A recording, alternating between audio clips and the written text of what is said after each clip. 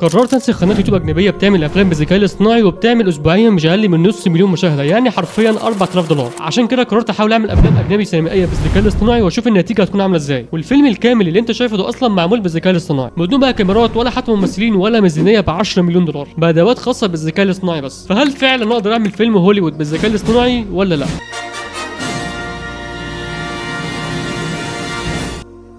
والنتيجة حرفيا صدمتني، لأن حاليا في قنوات كتير انتشرت بتعمل أفلام بالذكاء الاصطناعي وبتعمل حرفيا ملايين المشاهدات. والحاجة المجنونة إن حرفيا الأفلام دي تحسها حقيقية وإن هي خاصة بأفلام هوليوود فعلا.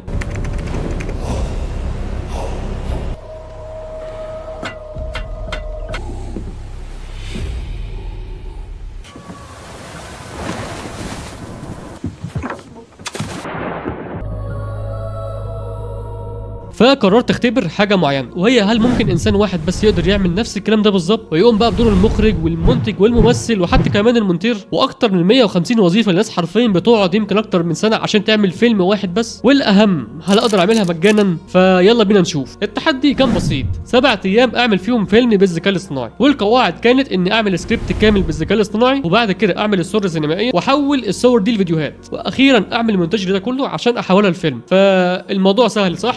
الصراحه لا. وقبل ما ابدا في الفيديو ده برعايه موقع هيكس اي اي، واللي من غيره ما كنتش حرفيا هعرف انجح في التحدي ده، واللي يعتبر موقع كامل متكامل فيه كل ادوات الذكاء الاصطناعي اللي انا محتاجها عشان اعمل الفيلم، وهشرحه قدام في الفيديو ان شاء الله. لكن الاول محتاج اعمل الفيلم بالطريقه المجانيه عشان اشوف شكله هيكون عامل ازاي. فدخلت الاول على شات جي بي تي عشان اعمل سكريبت، وللاسف في ناس كتير مش عارفه تستخدمه بالشكل الصحيح، لان كل ما تكون كاتب بالتفصيل اكتر فالنتيجه هتكون احسن بكتير. فبدات اكتب اعمل سكريبت كامل لفيلم سينمائي عن عالم خيالي وفيه وحوش شبه الاوركس، وعاوز الفيلم يكون فيه سيك احترافي وكانك عندك خبره 20 سنه في روايه القصص. وكتبت في الاخر وخليك احترافي، وقدر يعمل سكريبت حرفيا في اقل من دقيقه. بس المشكله ان السكريبت كان قصير جدا، ده غير كمان انه مش جايب كل حاجه انا كاتبها. فبدات اقول له ابدا بالفصل الاول لما الجيش اللي هو الخاص بالاوركس بيبدا يستعد عشان يهاجم على المملكه. والتركايه بقى اني قسمت السكريبت لمشاهد وزوايا تصوير وكمان برومتات سينمائيه، وبكده اكون عملت الفصل الاول. ولكن هنا كانت المشكله، وهي ان لما انا باخد البرومتات واجي احولها لصور مثلا من موقع ويسكي اي او اف اكس، بتكون الشخصيات مش ثابته، والانيميشن كمان كان شكله غريب. والشخصيه الاساسيه اللي في القصه كانت عباره عن 5 اشخاص مختلفين اصلا. ولو انت بتعمل فيلم سينمائي فصدقني حرفيا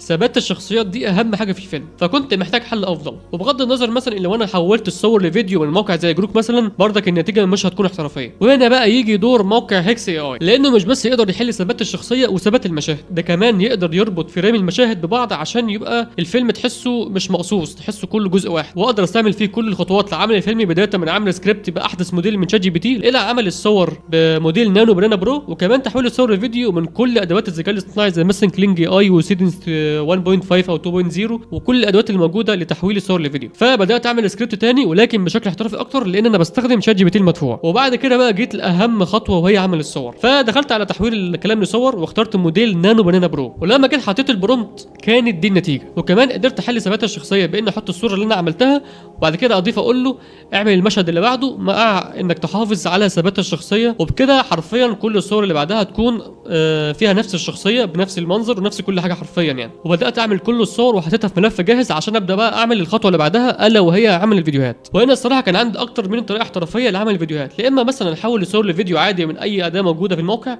او الطريقه الثانيه اني اربط صور المشاهد ببعض او الفريمات ببعض عشان ما تبانش ان هي فيديوهات مقصوصه. والصراحه انا قررت اعمل الطريقتين. فبدات احول اول صوره لفيديو زي مثلا اداه زي ران واي، وفي ادوات ثانيه كتير بدات ان احول منها الصور لفيديو، وكانت دي النتيجه.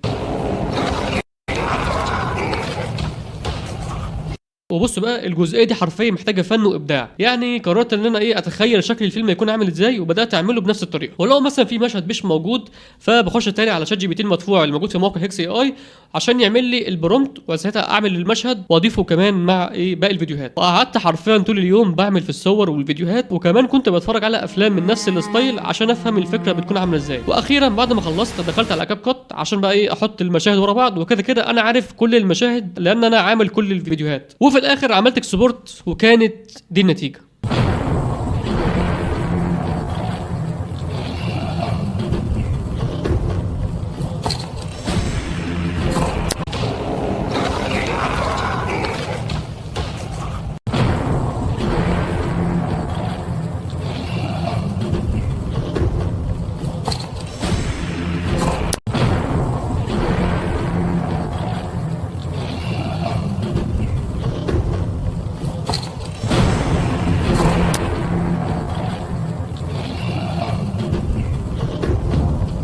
your target. Burn it to ash. Drums, ready the horn. Tonight, we march. Warriors, gather and prepare.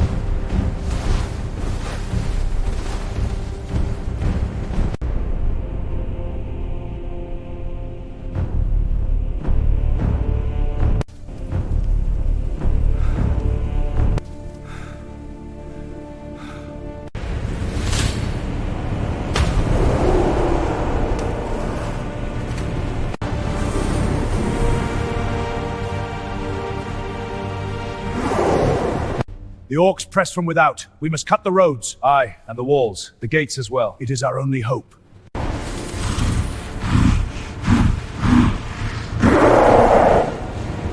The orcs are trying to destroy the gate. It's only a matter of time.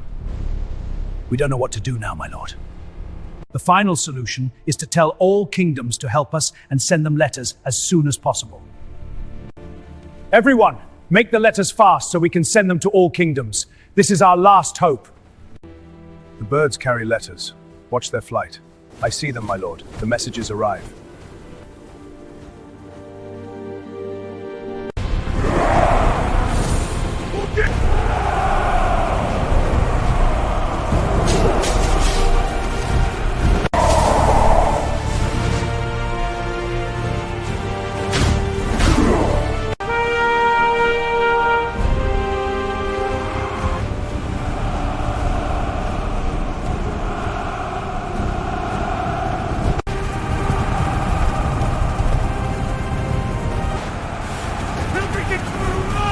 Charge, crush them!